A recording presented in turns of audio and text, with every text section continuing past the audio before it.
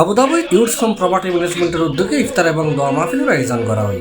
আমরা এই বছর শেষ করি তাহলে 500 মেয়ে নিতাম। মার্চের 12 তারিখ বুধবার আবুধাবির বাংলাদেশ সমিতি আরব আমিরাতের প্রধান কার্যালয় মিলনায়তনত আয়োজিত অনুষ্ঠানের সভাপতিত্ব করেছি আব্দুস সাত্তার ফাউন্ডেশন এবং ইউথ ফ্রম প্রপার্টি ম্যানেজমেন্টের প্রতিষ্ঠাতা ও চেয়ারম্যান আলহাজ মোহাম্মদ আবুল বশর।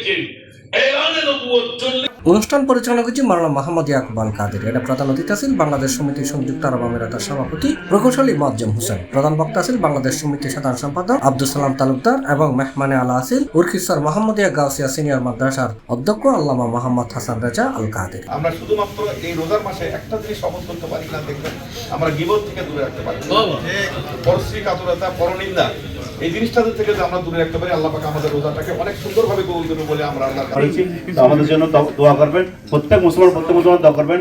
এটা হচ্ছে সিয়াম ও সাধনার সংযম মাস। খেয়াল রাখবেন, অসংখ্য যুবক অসংখ্য যুবতী কেন স্বামী হারা হয়, কেন বিবি হারা হয়? যে সমস্ত মেয়েরা নিজের স্বামীকে ঘরে রেখে পরপুরুষের প্রক্রিয়ার মধ্যে মগ্ন হয়, ওই স্বামী আল্লাহ বেশি দিন টিকেই রাখে না, ওই মেয়ের বিধবা বানায়।